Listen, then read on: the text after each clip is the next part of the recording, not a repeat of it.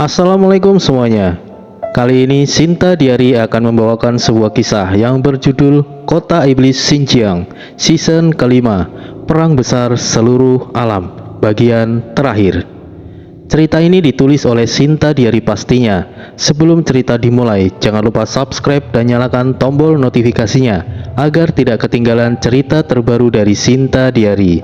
Tentunya dukungan kalian akan membuat kami lebih bersemangat untuk menulis cerita-cerita yang lebih menarik lagi. Oke, langsung saja, inilah ceritanya. Sarang Ratu Iblis mulai berguncang, mengakibatkan wilayah sekitarnya bergetar dan membuat sekitarnya hancur. Apa yang sebenarnya terjadi? Entahlah. Apa mungkin Ratu akhirnya bangkit? Itu bisa jadi. Kira-kira bagaimana nasib mereka yang masuk ke sarang ya? Tentu saja mereka pasti sudah mati. Ucap beberapa iblis sejati yang menjaga sarang Ratu Iblis. Sesaat kemudian, getaran itu mereda. Sosok wanita cantik keluar dari sarang sambil membawa dua makhluk misterius yang tergantung oleh akar. Kedua makhluk tersebut adalah sosok yang tadinya masuk bersama Jaka dan lainnya. Wanita tersebut seperti wanita biasa pada umumnya. Entah itu Ratu Iblis atau mungkin ciptaan Ratu Iblis lainnya. Siapa dia? Jangan-jangan dia yang mulia ratu. Tapi kenapa terlihat biasa saja? Siapa yang bisa keluar dari sarang ratu jika bukan ratu itu sendiri? Ah, iya, kau benar. Selamat datang yang mulia ratu, ucap para penjaga sarang. Pada dasarnya, memang tidak ada yang mengetahui seperti apa wujud sang ratu, bahkan Raja Iblis Mogu sekalipun. Raja Iblis Mogu hanya pernah bertemu dengan ciptaan ratu saja yang dibunuh oleh Red Baron. Hubungan antara Raja Iblis dan Ratu Iblis sebenarnya bukan seperti hubungan suami istri.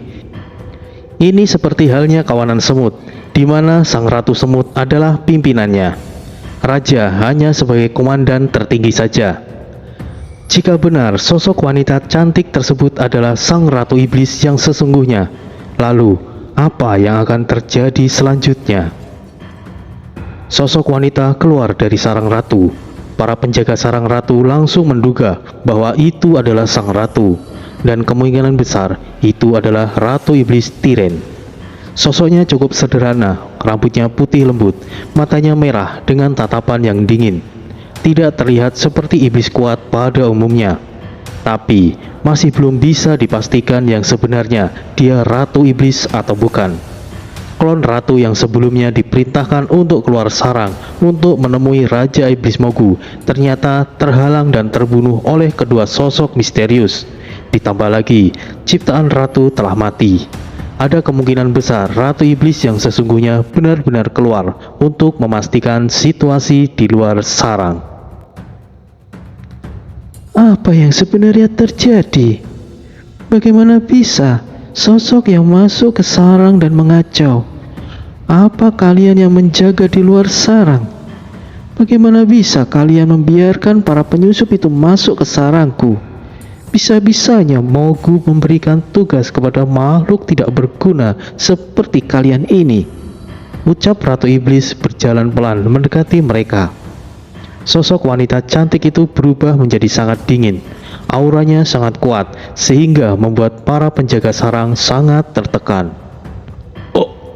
Ampun yang mulia ratu, kami salah. Tolong ampuni kami. Itu benar, tapi tidak sepenuhnya kesalahan kami yang mulia ratu. Ya, itu benar.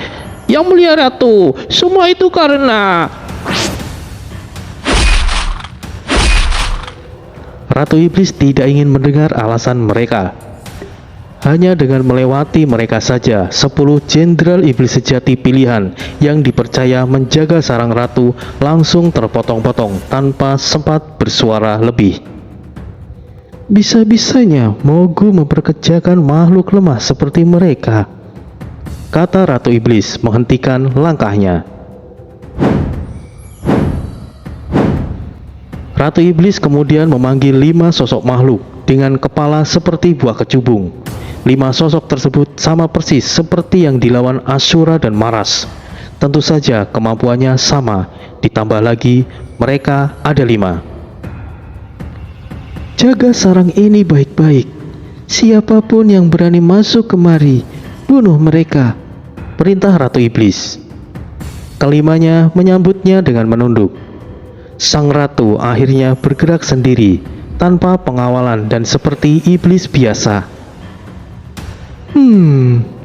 Sudah banyak perubahan semenjak terakhir kalinya aku terbangun. Kota ini menjadi lebih sesak. Batin Ratu Iblis berjalan di tengah kota iblis. Banyak para iblis yang memperhatikannya. Mereka terpukau dengan kecantikan sang ratu. Tapi mereka tidak tahu bahwa dia adalah sosok terkuat di alam iblis atau ratu mereka. Hei Nona Manis, ingin pergi kemana? Mau aku temani? Hehehe. Ucap salah satu jenderal iblis sejati. Ratu Iblis tetap berjalan lurus tanpa memperdulikan ucapannya. Dia diabaikan. Ngomong-ngomong, dari kelompok mana dia? Entahlah, mungkin saja dia dari kelompok pangeran. Lebih baik jangan mengganggu dia. Mana mungkin, iblis lemah sepertinya dari kelompok pangeran. Ya, itu benar. Bagaimana kalau kita... Aku tahu apa yang kalian pikirkan. Ucap beberapa jenderal iblis sejati yang memiliki niatan buruk. Berhenti, kau memasuki wilayah kelompok kami. Ikutlah bersama kami. Kalau tidak, jangan salahkan kami bertindak kasar. Ucap salah satu iblis sejati. Hohohoho, menurutlah Nona Manis. Ucap iblis lainnya. Ratu Iblis kemudian menghentikan langkahnya. Di sini benar-benar sesak. Batin Ratu Iblis. Hei, jangan membuatnya takut. Lihat, dia sepertinya ketakutan. Jangan takut, Nona. Jika kau menurut kami, akan kami perlakukanmu dengan baik. Ratu Iblis memperhatikan sekitarnya, kemudian lanjut berjalan lagi tanpa pedulikan iblis-iblis lain yang mengepungnya. Hei, kami sudah bertindak sopan, tapi beraninya kau mengabaikan kami. Apa kau tidak tahu, aku adalah... Iblis sejati dengan tanda lahir sekitar 400-an itu langsung tercabik-cabik saat hendak memegang pundak Ratu Iblis. Sial, dia pasti kelompok lain untuk cari masalah. Ayo, tangkap dia bersama-sama. Ucap salah satu iblis. Wah! Ya! Ampun! Ah! Puluhan iblis sejati dengan tanda lahir dan para jenderal iblis biasa tingkat puncak seketika musnah, bahkan belum sempat mendekat. Ratu Iblis juga tampak biasa saja, seperti tidak melakukan apa-apa. Aku rasa sekarang sudah cukup lega, batin Ratu Iblis. Wanita ini sangat kuat. Aku harus melapor kepada ketua. Batin salah satu iblis sejati kemudian pergi. Kota iblis sangat luas. Ratu Iblis berputar-putar dan tidak lagi mengingat istana iblis ada di mana. Istana iblis ini terletak tak jauh dari menara iblis dan berdampingan dengan kediaman sarang Raja Iblis Mogu. Istana iblis ini hanya sang Ratu Iblis saja yang berhak menempatinya. Tapi karena sang ratu tidak diketahui kapan akan bangkit, lalu Istana Iblis menjadi singgasana sang Raja Iblis Mogu. Raja Iblis Mogu mulai menempati Istana Iblis belum lama ini. Setelah Raja Iblis Mogu mendapatkan kitab kebangkitan iblis dan telah menyatu dengan tangan Iblis Agung. Raja Iblis Mogu percaya setelah dia memiliki kitab kebangkitan iblis serta memiliki kedua lengan iblis agung, dia yakin bisa menundukkan Ratu Iblis. Kedua lengan iblis agung juga sebenarnya adalah harta berharga milik Ratu Iblis. Tidak ada yang diperbolehkan menyentuhnya. Namun, ambisi Raja Iblis Mogu lebih besar daripada rasa takutnya terhadap sang ratu. Sebetulnya, Raja Iblis Mogu ingin menyingkirkan Ratu Iblis. Namun, pondasi kota iblis dan juga alam iblis ada pada sang ratu. Jika sang ratu mati, tidak hanya semua sarang iblis yang runtuh, akan tetapi alam iblis juga akan mengalami keruntuhan. Jadi, Raja Iblis Mogu harus bertambah kuat supaya mampu mengendalikan Ratu Iblis. Setiap langkah yang Ratu Iblis lewati pasti menimbulkan korban di pihak bangsa iblis sendiri. Setidaknya Ratu Iblis telah menyinggung 5 kelompok besar. Meskipun pada dasarnya para iblis itu sendiri yang mencari masalah dengan Ratu Iblis. Setidaknya lebih dari 500 iblis sejati dan jenderal iblis biasa terbunuh dari total keseluruhan. Kurang ajar, siapa yang berani mengacau di wilayahku? Ucap Pangeran Iblis, salah satu ketua kelompok. Saya tidak tahu, Pangeran. Iblis wanita ini terlihat biasa saja, tapi dengan mudahnya membunuh iblis sejati yang mendekatinya. Aku rasa wanita itu dari kelompok lain yang sengaja cari keributan, balas salah satu iblis sejati. Hal ini juga dipikirkan oleh kelompok lain. Mereka mengira Ratu Iblis ini adalah iblis yang sengaja dikirim oleh salah satu kelompok besar untuk memancing keributan. Akhirnya, pertemuan 5 kelompok besar ini diadakan di pusat Menara Iblis dan juga dihadiri lebih dari 10 kelompok kecil. 5 kelompok besar ini memiliki kurang lebih setidaknya 5.000 pengikut, dan sedangkan kelompok kecil memiliki kurang lebih 1.000 anggota. Jika di total mereka yang memiliki tujuan yang berbeda dengan Raja Iblis Mogu sekitar 50.000 prajurit iblis. Meskipun jumlah tersebut terbilang sangat kecil, tapi setidaknya setengahnya adalah iblis sejati dan sisanya jenderal iblis biasa di tingkat puncak. Dibandingkan dengan jutaan iblis yang mengikuti Raja Iblis Mogu, kebanyakan hanyalah tuan iblis yang hanya jadi prajurit biasa. Penghuni di kota iblis saat itu mencapai 500.000 iblis. Paling rendah hanyalah jenderal iblis biasa dengan tingkat puncak. Dan di luar kota iblis yang tersebar di berbagai medan perang iblis, setidaknya ada ratusan hingga jutaan iblis dengan level terendah tuan iblis dan tertinggi jenderal iblis biasa. Sebelumnya ada iblis bawahan tuan iblis, tapi semenjak adanya kitab kebangkitan iblis, iblis-iblis di bawah tuan iblis dimusnahkan bersamaan dengan murid iblis yang tidak terlalu berguna. Di bawah menara iblis sudah berkumpul 5 kelompok besar sedang melakukan perundingan. Salam semuanya, para pangeran dan juga para jenderal iblis. Kita berkumpul di sini sudah pasti ingin mendiskusikan terkait terjadinya insiden pembantaian, yang mana ini menjadi teror di seluruh wilayah kota iblis. Hal ini jelas tidak diketahui oleh Raja Iblis Mogu, karena dia sekarang ini berada di medan perang iblis. Jadi, untuk alasan inilah kita dikumpulkan menangani masalah ini sendiri. Tutur Lauce, kelompok Angin Hitam. Angin Hitam adalah salah satu kelompok besar yang diketuai oleh Iblis Lauce. Meskipun Lauce hanyalah iblis ke-333, tapi dia memiliki dukungan 3 pangeran iblis, puluhan iblis sejati, dan total setidaknya 6.000 lebih anggota.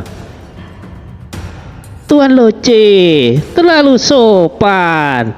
Saya pribadi sangat menghormati bisa bertemu dengan Anda. Hehehe. Balas Yabu, ketua kelompok besar Iblis Tulang. Iblis Tulang adalah nama kelompok yang dipimpin oleh Yabu. Dia bahkan belum mencapai tingkat tertinggi sebagai jenderal iblis biasa. Namun Yabu memiliki dukungan 3 pangeran iblis, puluhan iblis sejati dengan total 500 lebih anggota. 2 pangeran iblis adalah Jegan dan Vedem, satunya lagi masih belum diketahui. Lalu tiga kelompok besar lainnya setidaknya memiliki 3 atau lebih pangeran iblis sebagai dukungan. Informasi tentang mereka tidak bisa diketahui.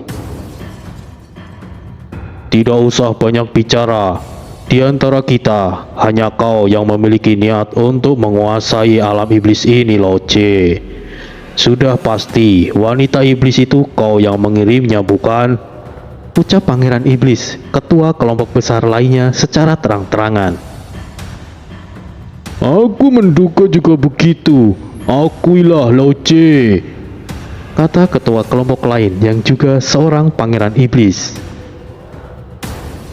Hati-hati kalau bicara, atau aku sobek mulut kalian. Bela salah satu Pangeran Iblis dari angin hitam. Sudah, tidak perlu diributkan. Siapa saja bisa jadi pelakunya. Tapi tuduhan kedua pangeran ini benar-benar tidak mendasar.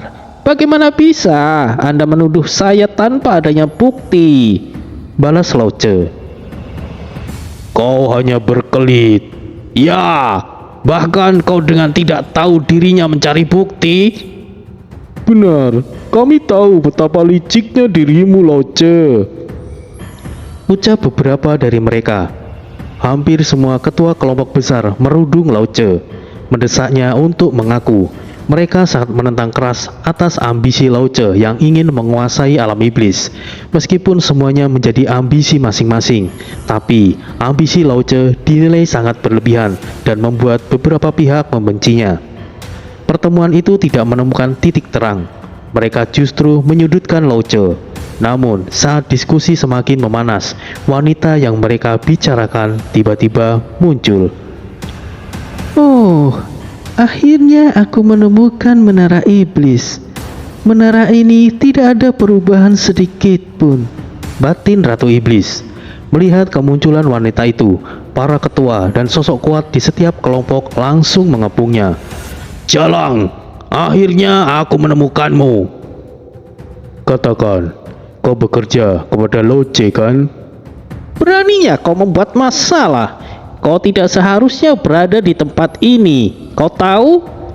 Kata ketiga ketua kelompok. Loce juga tidak tinggal diam. Begitu juga dengan Yabu. Mereka akhirnya mulai mendekat. Siapa kau, Jalang? Karenamu, aku hampir saja kena masalah. Ucap Loce. Energi iblis yang pekat dan kuat langsung membuat seluruh makhluk yang ada di sana tertunduk.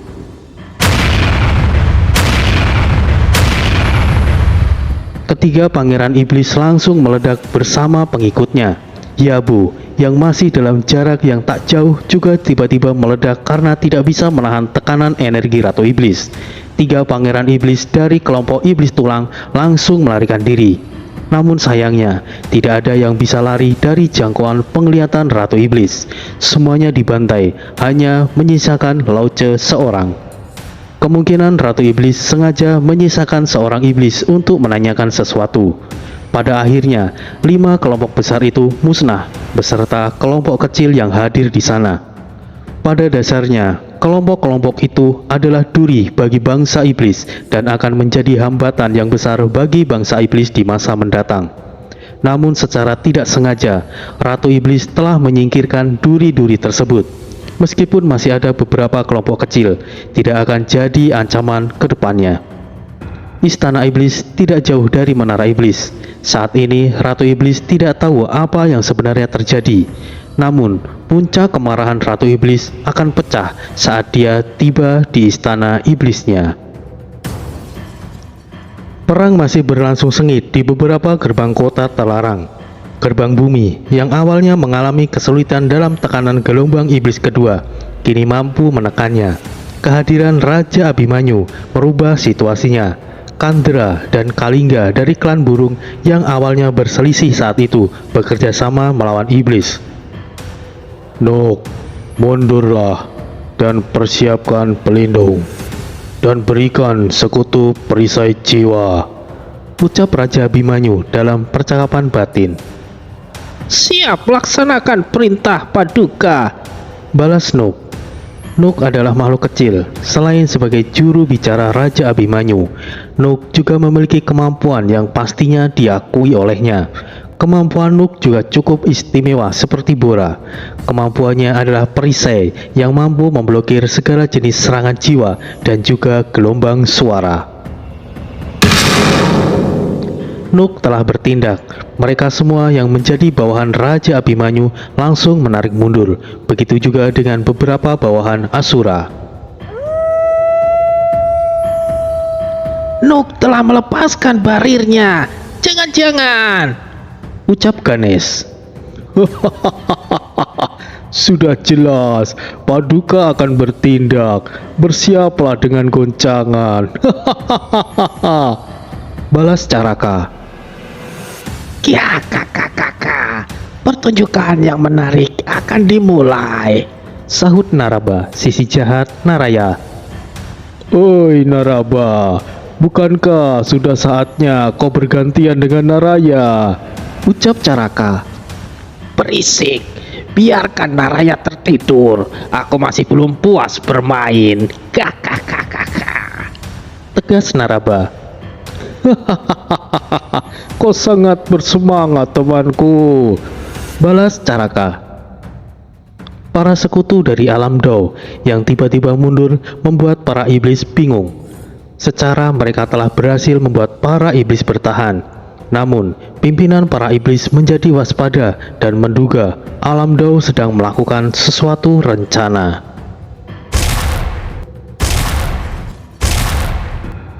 Tanah bergetar saat Raja Abimanyu melangkah di tengah-tengah wilayah pertempuran. Apa yang dia lakukan, makhluk besar itu? Apa dia mau jadi samsak? Jangan gegabah, tunggu perintah dari pangeran. Ucap beberapa prajurit iblis. Hancurlah.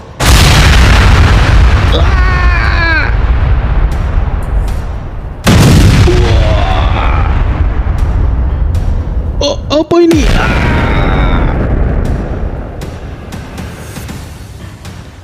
Hanya dengan sepatah kata suara berat Raja Abimanyu, barisan prajurit iblis langsung porak-poranda.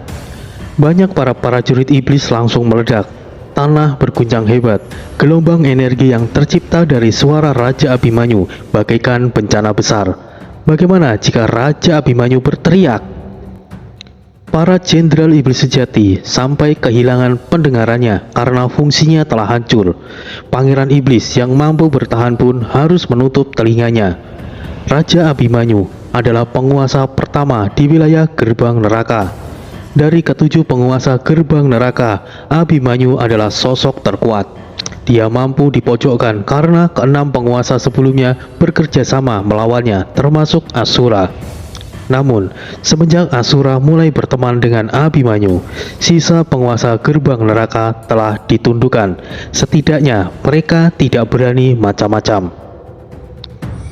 Sementara itu di gerbang langit, di mana Kaisar Langit yang bertanggung jawab menjaganya, situasi perang di sana bisa mengimbangi kekuatan gelombang iblis kedua. Raja Adiwangsa memimpin bawahannya untuk membantu gerbang langit. Serang! Seru Raja Adiwangsa.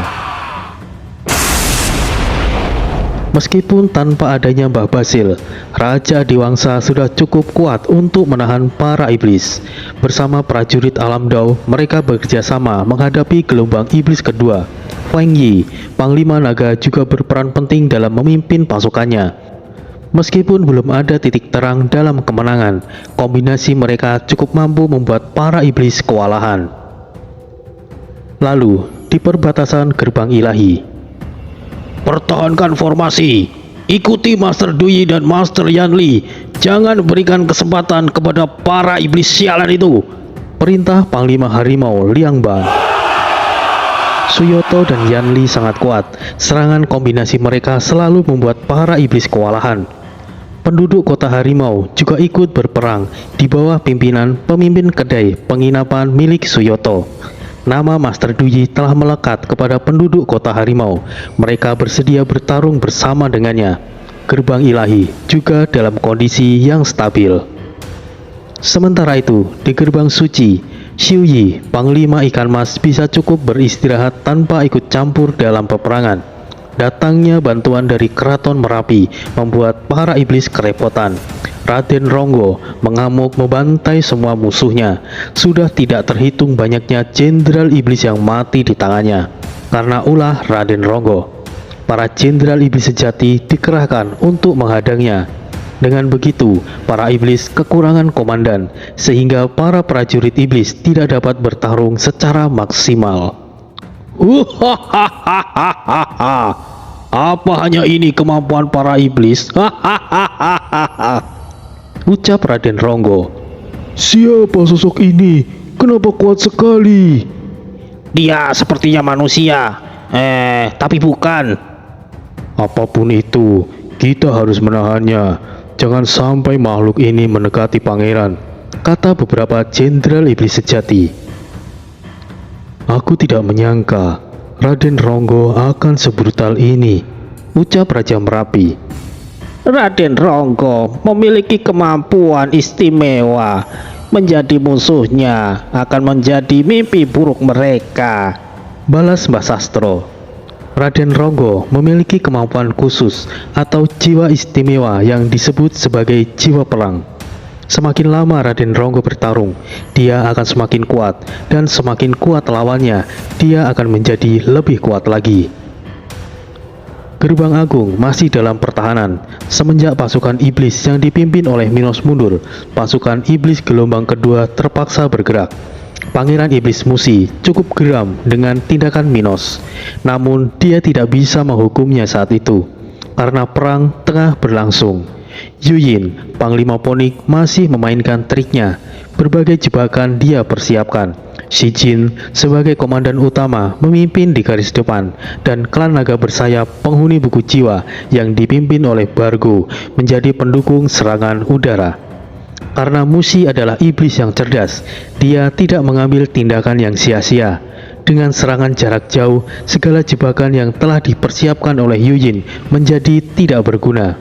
Tanpa adanya jebakan, Shi Jin maupun Bargo tidak mungkin bisa menahan serangan gelombang iblis kedua ini. Namun, segala perhitungan Musi sangat sia-sia karena bantuan tak terduga Gerbang Agung tiba-tiba muncul. Jenderal, kita sudah sampai di lokasi yang sesuai dengan alat pelacak. Namun, kehadiran Dewi Maut tiba-tiba menghilang, ucap prajurit Saranjana. Ayah, bagaimana ini? Tanya Dewi Penghancur, Titi. Kita turun. Mungkin kita akan mendapatkan petunjuk. Tapi hati-hati. Di bawah ada pasukan iblis dalam jumlah yang besar, balas Ki Damang sambil melihat ke bawah dari kapal tempur Saranjana. Mulailah pembersihan. Beri perintah kapal tempur lainnya untuk menyerang gerombolan iblis di bawah, perintah Dewi Penghancur. Siap, Jenderal. Kapal tempur Saranjana mulai melakukan pergerakan.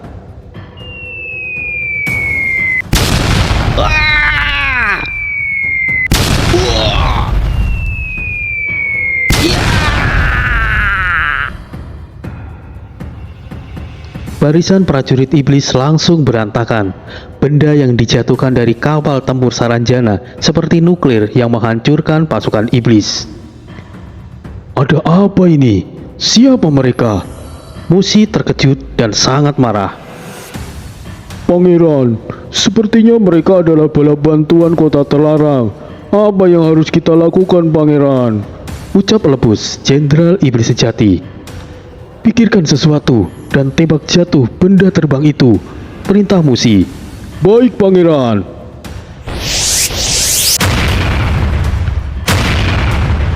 Kapal tempur Saranjana mulai diserang. Meskipun memiliki perisai pertahanan, itu tidak akan bertahan lama sebelum kapal tempur Saranjana jatuh.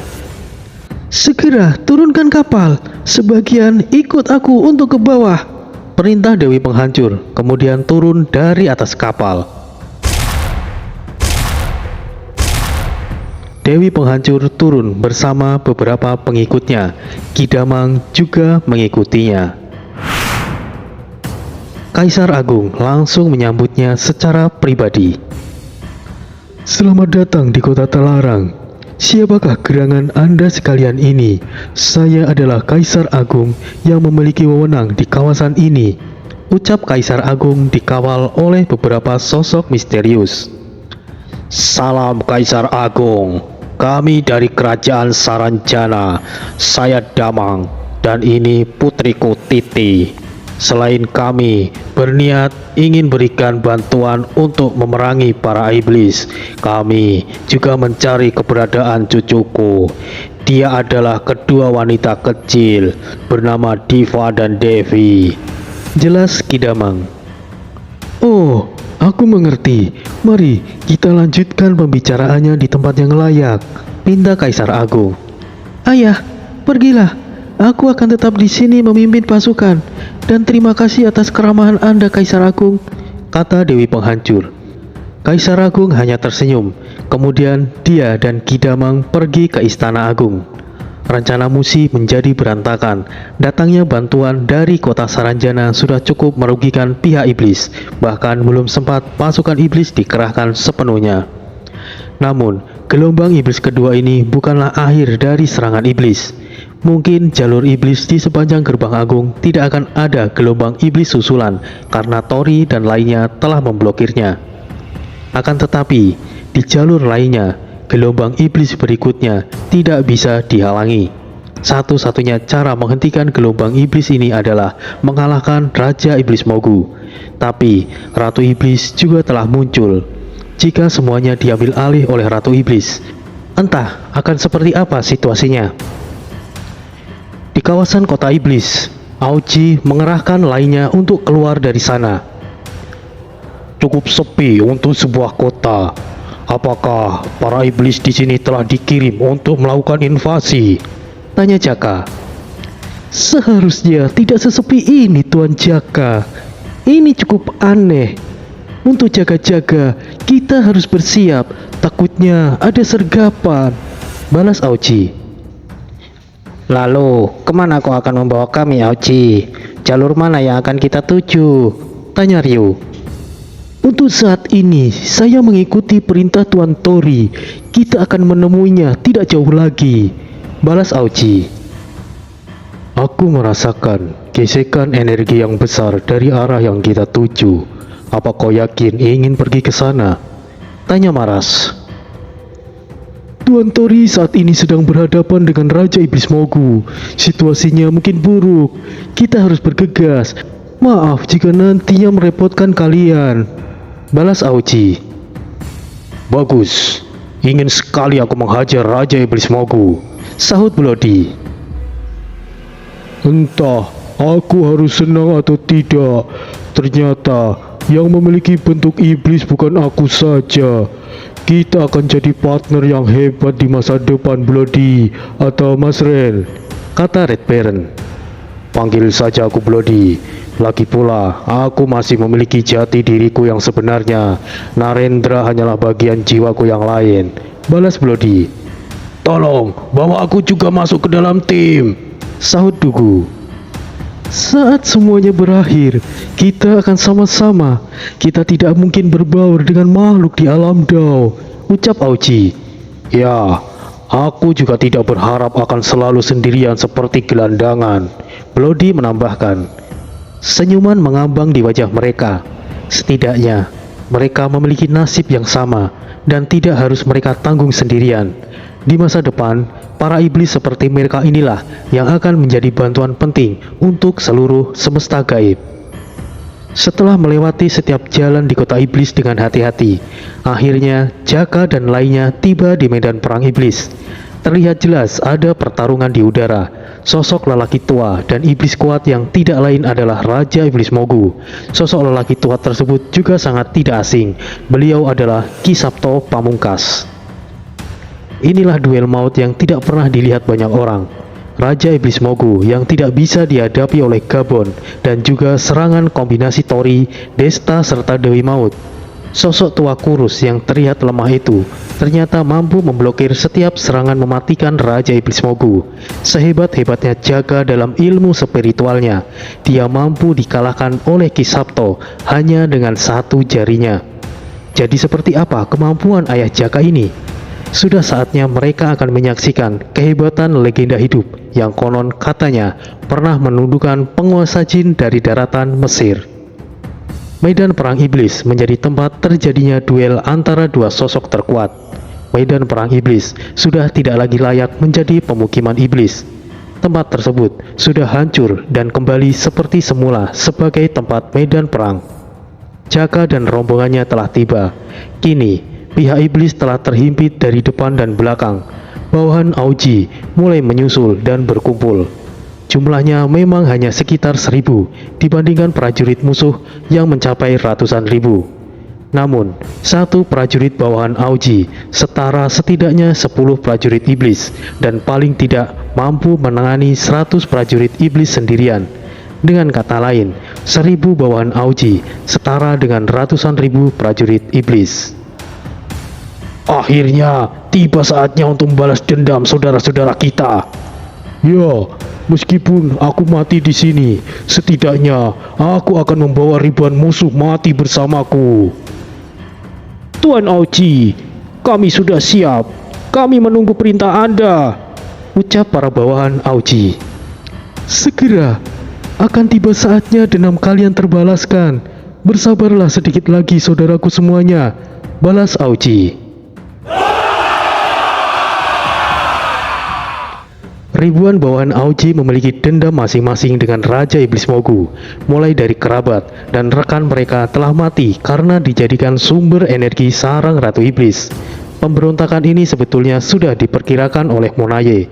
Tapi menurut perhitungannya, para iblis rendahan tersebut tidak akan memiliki kesempatan untuk melawan. Namun sayangnya, Monaye tidak tahu bahwa perkembangan para iblis rendahan tersebut di luar prediksinya. Karena mereka telah menyerap manik merah yang tadinya iblis yang dianggap rendahan tersebut kini menjadi seorang jenderal iblis biasa dengan tingkat puncak. 1 atau 100 dari mereka tidak akan menjadi ancaman. Akan tetapi, jika jumlahnya ada ribuan, tentunya hal itu akan merusak rencana Monaye. Master, tolong turunkan saya sudah cukup pulih, pinta Bora. Jangan bertindak terlalu keras, Bora. Kemampuanmu sangat dibutuhkan di saat-saat kritis. Jadi, jangan memaksakan dirimu, Bora, balas Asura menurunkan Bora. Baik, Master. Terima kasih.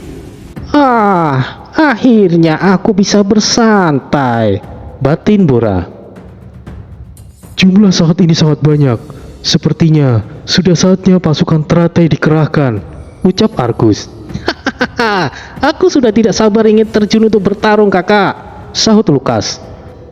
Jenderal besar Maras. Ya, keluarkan mereka sekarang. Krepa. Siap, Master.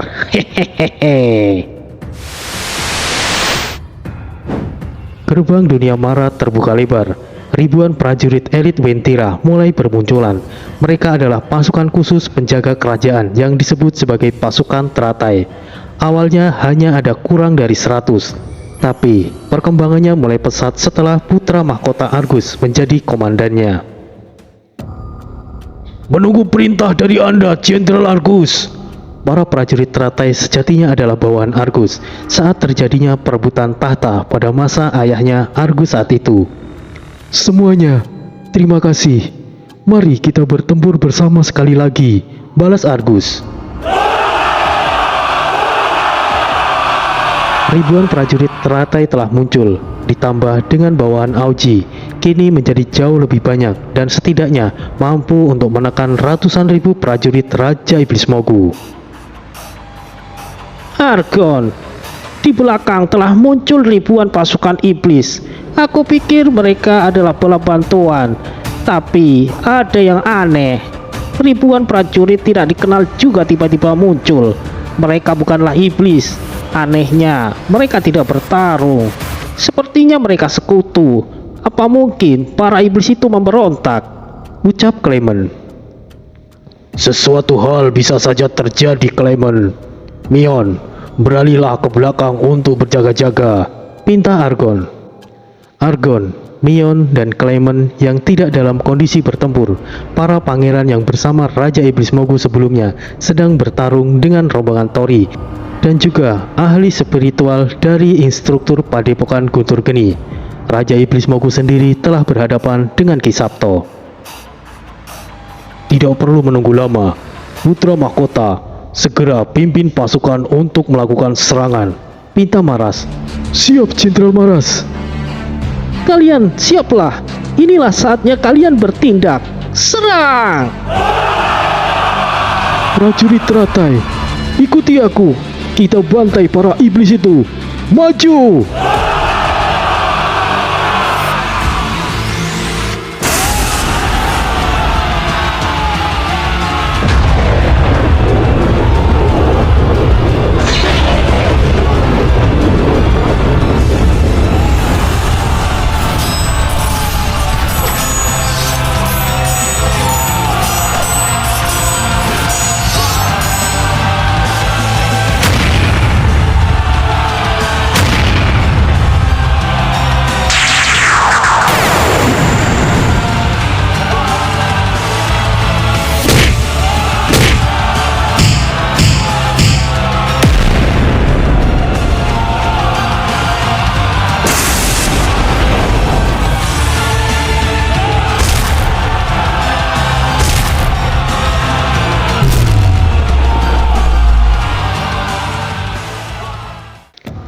Ribuan bawahan Auji langsung menyerang. Begitu juga dengan pasukan teratai yang dipimpin langsung oleh Argus, Lukas, dan Siana. Asla harus menahan diri karena dia harus menjaga Lunar. Sinta yang saat itu memegang komando cukup memahami situasinya. Dia bersiap mengerahkan seluruh pasukan singa terbang untuk menyerang. Awalnya, para pasukan telah kehilangan sebagian besar moralnya karena mengetahui kekuatan Raja Iblis Mogu. Akan tetapi, mereka langsung respek kepada Ki Sabto dan tindakannya yang luar biasa. Semangatnya kembali naik dan moralnya perlahan meningkat kembali. Ikuti perintahku. Semua pasukanku, serang! Perintah Sinta.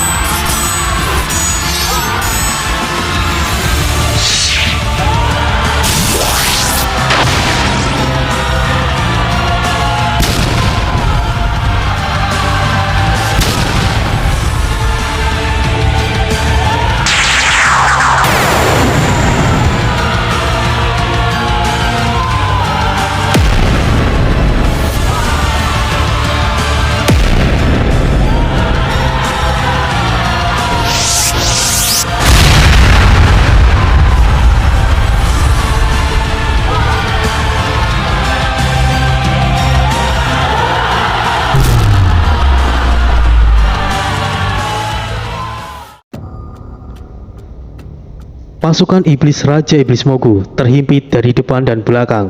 Mereka cukup sulit untuk bertahan. Sebagian, ambil jalur utara. Jangan melawan mereka. Hindari pertempuran. Perintah Argon. Sial, bagaimana bisa kami terdesak di wilayah kami sendiri? Batin Argon. Pangeran, sisi utara ada pasukan iblis berjubah kuning. Setidaknya ada sekitar 700-an prajurit iblis yang dipimpin oleh Jenderal Minos, ucap salah satu jenderal iblis sejati. Bagus, bergabunglah dengan pasukan Minos. Kita akan terhindar dari himpitan musuh, kata Argon. Sisi selatan adalah tebing. Satu-satunya jalan keluar adalah sisi utara. Mereka beruntung ada pasukan Minos yang mereka pikir itu adalah pasukan bantuan. Sayangnya, Minos bukan lagi di pihaknya. Semuanya, dengarkan aku. Kita tidak lagi memiliki tempat di alam iblis. Kita telah dibuang. Kemanapun kita pergi, kita akan terus diburu. Daripada mati dalam pelarian, mari kita mati dalam pertempuran. Semuanya serang!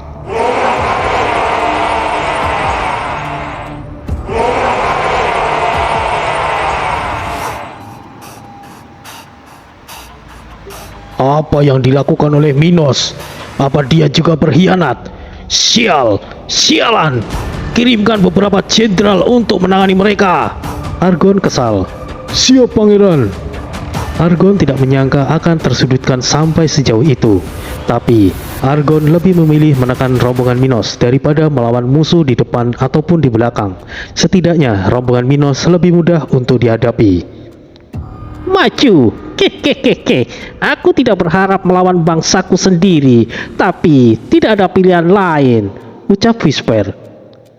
Jangan mati lebih awal, Whisper. Iya! Balas Fuyu. Kau yang paling lemah di antara kita berempat, Fuyu. Seharusnya kata-kata itu untukmu sendiri, Fuyu. Sahut Rungo. Itu benar. Jangan mati terlalu cepat, Fuyu, kata Whisper. Wah, apa susahnya menghadapi para kroco sepertimu? Fuyu terlalu menganggap enteng musuh. Dalam sekejap, Fuyu langsung terbelah menjadi dua. Fuyu! Whisper, Rungo dan Minos sama-sama terkejut. Pengkhianat pantas untuk mati. Sekarang giliran kalian, ucap salah satu jenderal iblis sejati yang memiliki tanda lahir iblis di atas Fuyu. Setidaknya ada 6 jenderal iblis sejati. 4 lawan 6 saja sudah tidak imbang. Dengan kematian Fuyu, sekarang mereka harus menghadapi 6 jenderal iblis sejati. Hanya tersisa mereka bertiga. Aku masih bisa menghadapi 2 di antara mereka. Bagaimana dengan kalian? Rungo, Whisper, ucap Minos. Sial. Fuyu terlalu gegabah. Aku tidak yakin bisa menahan 2 orang. Tapi apa boleh buat, tidak ada pilihan lainnya, balas Whisper. Mati menghadapi 2 jenderal iblis sejati tidaklah buruk, sahut Rungo. Di antara mereka bertiga, Minoslah yang terkuat. Tapi ke-6 jenderal iblis sejati di hadapan mereka tersebut adalah jenderal dari pusat kota iblis. Kemampuan mereka setidaknya setara dengan Minos, atau malah lebih tinggi darinya. Masih tidak diketahui mereka iblis keberapa, tapi yang jelas Whisper dan Rungo bukanlah tandingan dari salah satu dari mereka.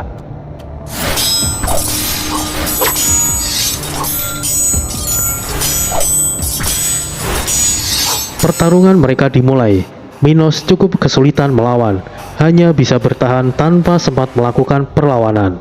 Whisper dan Rungo bahkan tidak bisa untuk bertahan dengan benar. Setiap upaya mereka untuk bertahan selalu memiliki celah bagi musuh untuk menyerang. Meskipun mereka bisa bertahan cukup lama, tapi pada akhirnya mereka sampai pada batasnya. Rungo mendekap erat salah satu lawannya. Oh, apa yang kau lakukan? Pinggir! Iblis tersebut menusuk punggung Rungo berkali-kali. Matilah bersamaku!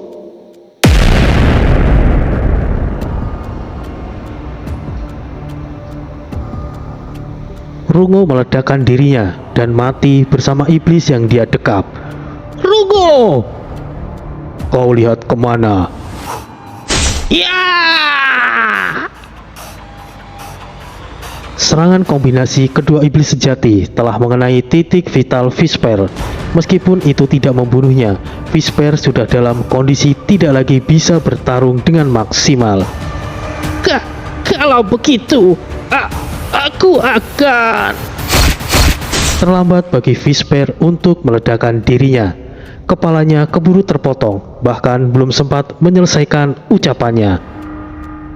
Minos, menyerahlah. Iblis kuat sepertimu pastinya masih berguna. Aku akan membantumu untuk memohon kepada pangeran memaafkanmu, ucap salah satu iblis sejati. Lalu kemudian iblis sejati lainnya tiba. Kami telah membereskan Whisper. Cih, sayangnya rekanku mati. Rungo meledakkan diri karena lengah. Dia ikut mati bersama Rungo. Sial, kata mereka. Kau dengar itu, Minos? Semua rekanmu telah mati. Menyerahlah, dan kami tidak akan mempersulitmu. Bujuk iblis sejati sekali lagi. Apa kau pikir aku akan menyerah setelah sampai sejauh ini? Meskipun aku menyerah dan tidak dibunuh, aku akan tetap dikirim ke sarang ratu. Majulah kalian, aku akan bertarung sampai mati, balas Minos. Kami tidak ingin membunuhmu, Minos, tapi jika kau keras kepala, kami terpaksa membunuhmu. Kemarilah kalian! Minos berniat habis-habisan, tanpa pedulikan pertarungan yang adil. 5 iblis sejati bersamaan menyerang Minos yang dalam kondisi terluka dan tidak berdaya.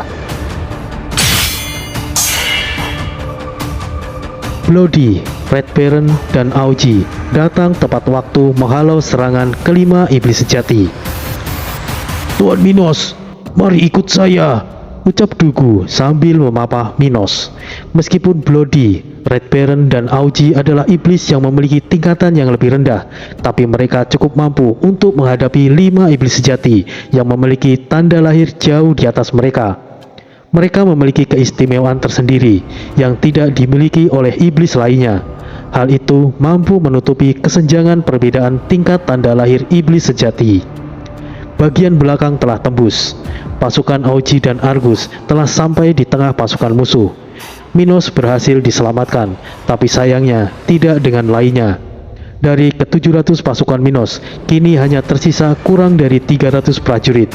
Namun, dengan pengorbanan pasukan Minos, para iblis bisa ditekan sepenuhnya tanpa ada satupun yang bisa lolos.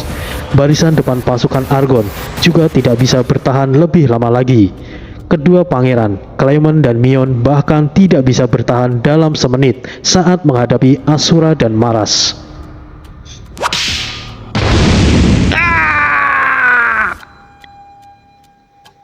Cemeti api Jaka langsung menyambar 3 dari 5 iblis sejati yang sebelumnya menyudutkan Minos. Kini, pasukan iblis musuh tidak ada tempat untuk kabur. Mereka hanya menunggu untuk dibantai habis-habisan. Argon mulai kebingungan untuk bertindak. Di belakang ada 2 sosok kuat Asura dan Maras beserta para pangeran Wentira. Sebelah barat ada Jaka, Rio, dan para iblis sekutu. Bagian depan Sinta yang memimpin. Shira dan Sire menjadi pendukung kuat yang melindunginya. Belum lagi prajurit Barba yang telah membangkitkan Blood Circle. Monaye dilindungi oleh 4 pangeran. Mereka tidak peduli dengan apa yang terjadi dengan Argon dan pasukannya. Mereka berempat tetap tenang berada di udara untuk memastikan keamanan Monaye.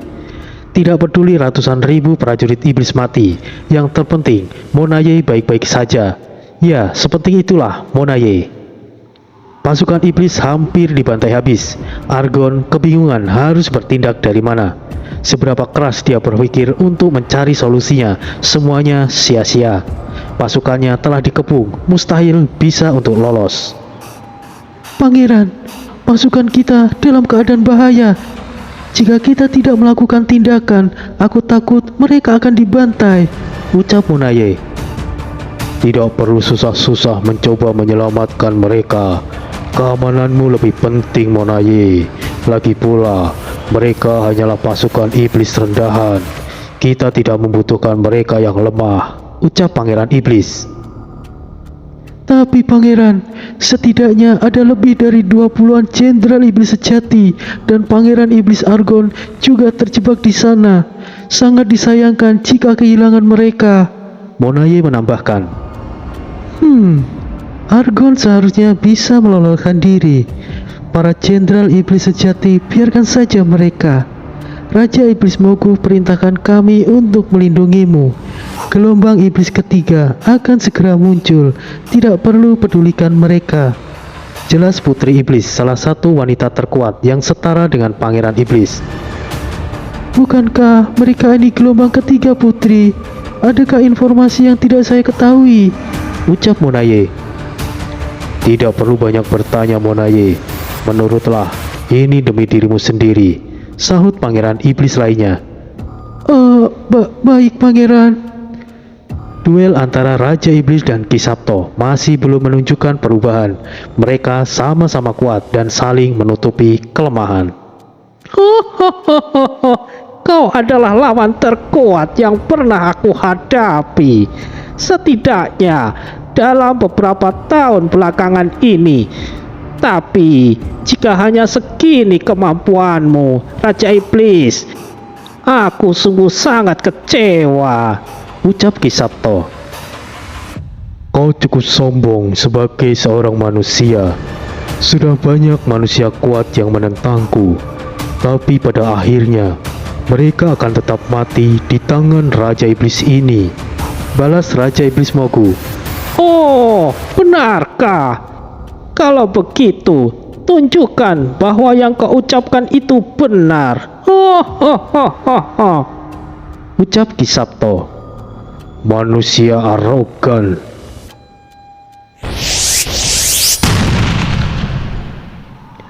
Mereka kembali bertarung. Sebetulnya Ki Sabto tidak sekalipun melakukan serangan. Beliau hanya bertahan, menangkis dan menghindari setiap serangan Raja Iblis Mogu. Beliau tidak ingin membuang-buang energi, karena dia tahu ada sosok yang lebih merepotkan dari Raja Iblis Mogu. Ki Sabto hanya memanfaatkan kekuatan Raja Iblis Mogu dan membalikannya.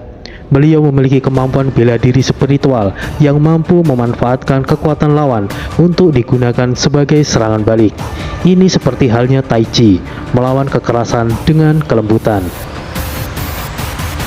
Sementara itu, di kota iblis di mana Ratu Iblis Tiren berada, hampir seluruh iblis yang berkumpul di dekat menara iblis telah mati, hanya menyisakan Lao Tse seorang.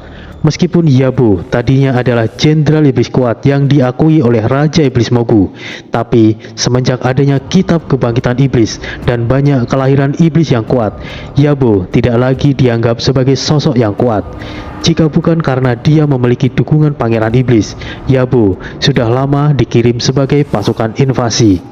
Sayangnya, ambisinya untuk mencuri kitab kebangkitan iblis harus pupus, karena dia mati setelah bertemu dengan Ratu Iblis. Siapa kau? Kata Lao Tse. Wajar, kau tidak mengenalku. Bahkan, Mogu sekalipun tidak akan mengenaliku, balas Ratu Iblis. Jangan-jangan Anda yang mulia Ratu. Lao Tse terkejut. Kau ikutlah denganku. Aku akan kembali ke istana. Aku cukup lelah belakangan ini. Ratu Iblis berjalan melewati Lao Tse. Baik ya, yang mulia Ratu. Apaan ini? Apakah dia tidak membunuhku? Batin Lao Tse. Apa kau berharap aku membunuhmu? Ucap Ratu Iblis. Tidak, yang mulia Ratu. Balas Lao Tse ketakutan.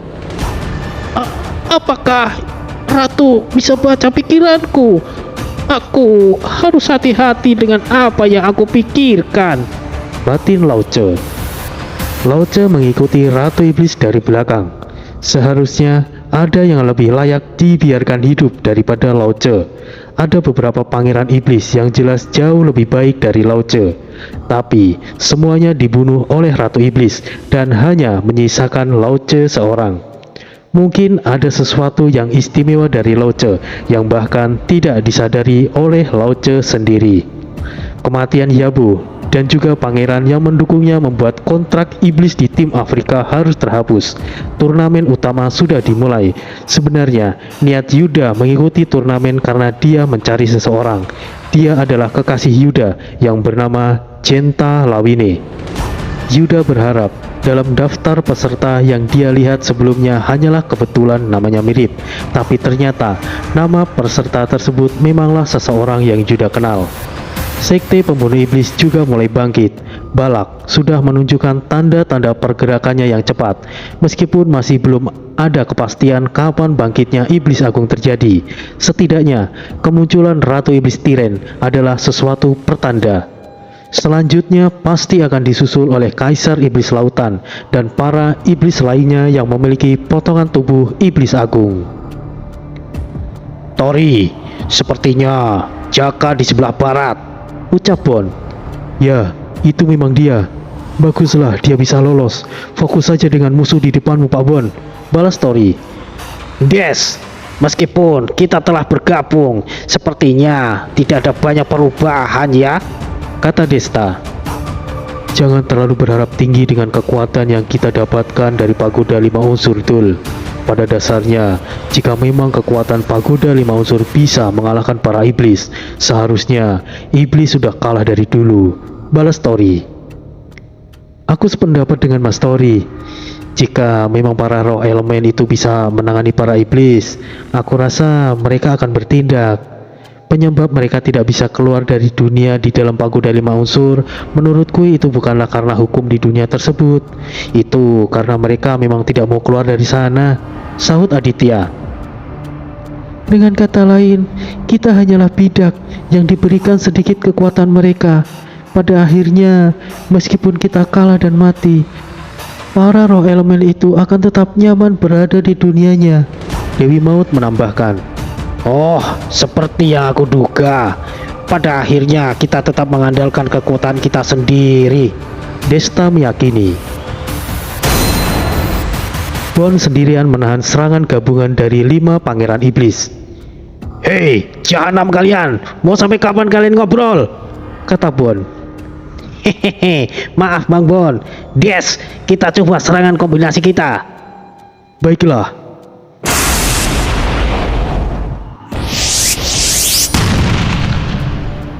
Awas!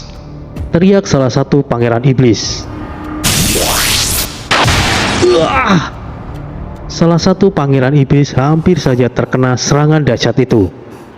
Kombinasi api komara yang kuat daya hancurnya dan serangan petir emas yang akurat dan mematikan menjadikan serangan yang sangat luar biasa. Namun kelima pangeran iblis masih mampu untuk bertahan. Meskipun tidak sepenuhnya serangan tersebut bisa mereka hindari sepenuhnya, serangan susulan segera menghampiri mereka. Hujan es yang tajam dengan kecepatan tinggi melesat.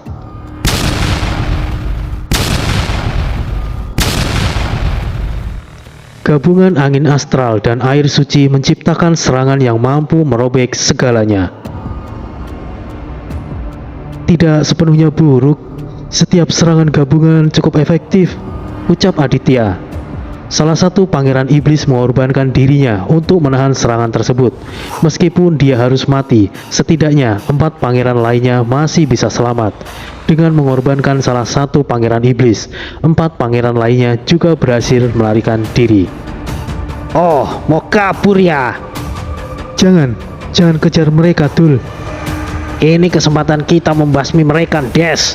Kenapa harus menahan diri? Ucap Desta. Biarkan mereka kabur.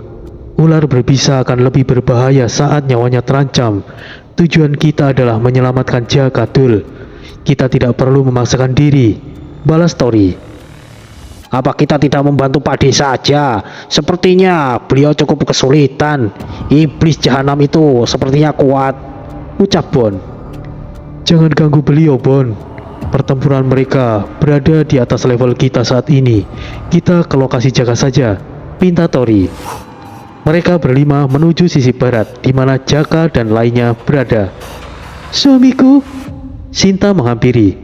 kenapa kau kemari, istriku? Siapa yang pegang komando? Ucap Tori. Barisan musuh telah hancur. Orza sudah lebih dari cukup untuk memimpin. Kau hendak kemana, suamiku? Tanya Sinta. Bagus, ikutlah bersama kami, istriku.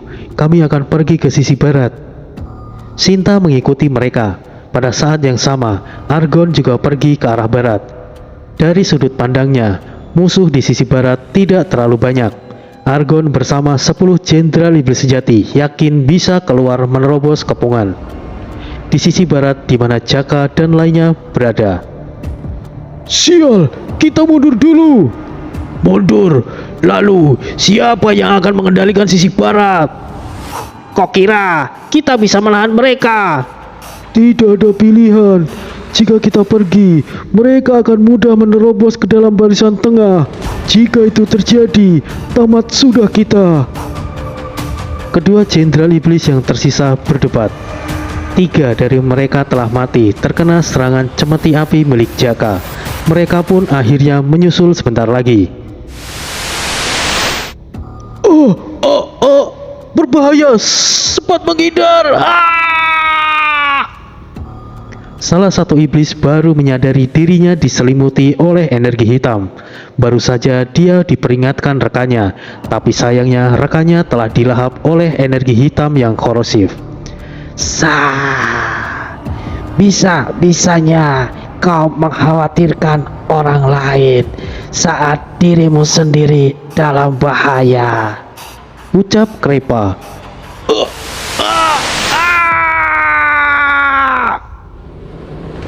Perlahan iblis itu digerogoti oleh energi hitam dan perlahan habis.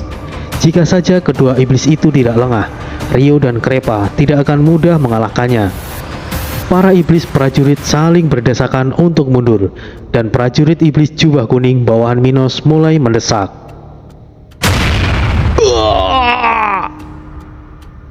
Prajurit iblis jubah kuning langsung berantakan setelah beberapa jenderal iblis sejati datang menyerang. Pangeran Argon, Ucap salah satu prajurit iblis. jangan takut. Aku ada di sini. Serang balik. Perintah Argon. Iya.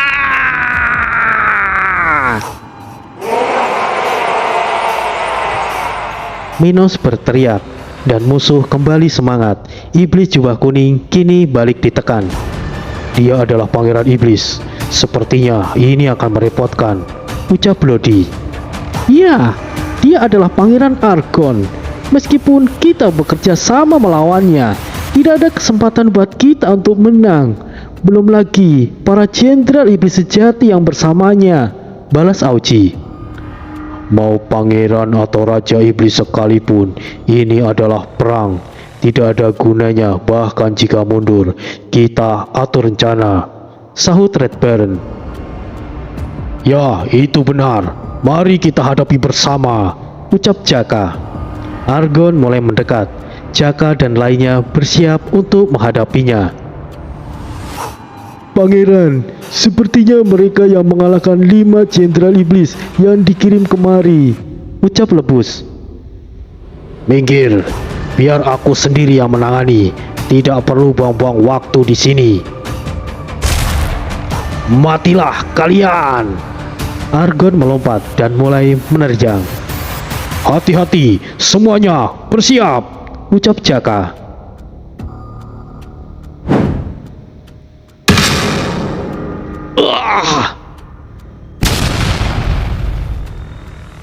Argon terpental terkena pantulan serangannya sendiri. Kedua lengan Bon berasap setelah memblokir serangan Argon. Jahanam, sepertinya aku tepat waktu, Kata Bon. Bon, Jaka terkejut. Kemudian Tori dan lainnya juga tiba. Syukurlah kau baik-baik saja, Jaka. Ucap Tori. kalian... katanya kau sudah babak belur dihajar para iblis. Masa iya kau mau dihajar lagi, Jaka? Kata Bon.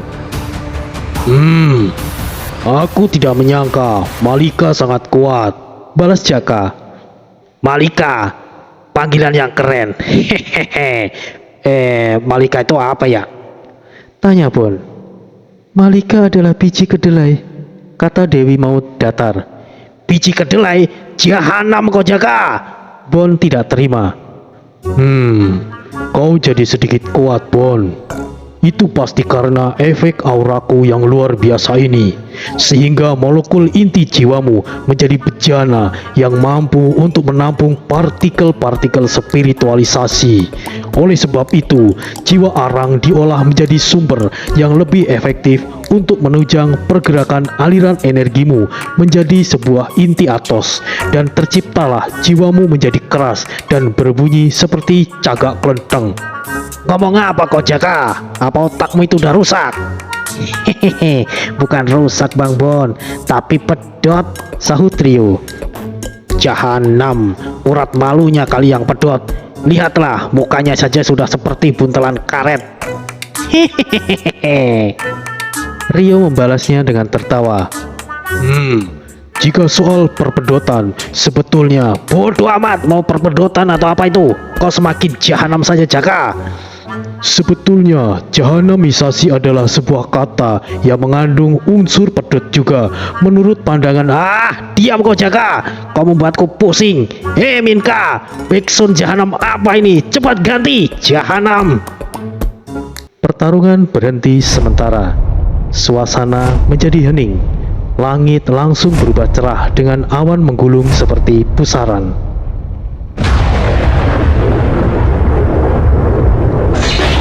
Muncul bayangan besar di langit. Halo Bang Bon, maaf jika tidak berkenan. Baiklah, silahkan dilanjutkan pertarungannya. Suasana seketika hening. Bon memang lain. Kaisar dibentak, Gumo dibanting, Raja Iblis Mogu dipentalkan, bahkan sampai mampu memunculkan penulisnya. Jahanamnya memang kelewatan Bon satu ini. Pertarungan dimulai. Apa-apaan itu tadi? Hehehe, entahlah Des. Ayo kita beraksi. Yos, ayo kita maju, bantai para iblis jahanam itu. Baiklah, kita bertarung bersama. Ini akan menjadi momen terbaik bisa bertarung bersama kalian, sahut Jaka. Aditya, Dewi Maut, Rio dan lainnya tersenyum. Ini akan menjadi pertarungan terakhir mereka. Para tokoh kuat telah berkumpul. Ini akan menjadi perang terakhir yang tidak akan pernah diketahui hasilnya. Para master elemen telah berkumpul, Grandmaster Kisapto dan juga para instruktur padepokan Guntur Geni juga telah bertindak. Mampukah mereka mengalahkan Raja Iblis Mogu? Lalu, akankah Ratu Iblis Tiren juga akan bergerak? Nantikan kisah selanjutnya, Kota Iblis Xinjiang Season ke-6, Pengorbanan Terhebat. Saya selaku penulis dan pembawa cerita, Troy Lasdan mengucapkan terima kasih sebanyak-banyaknya atas dukungan kalian semuanya. Wassalamualaikum warahmatullahi wabarakatuh.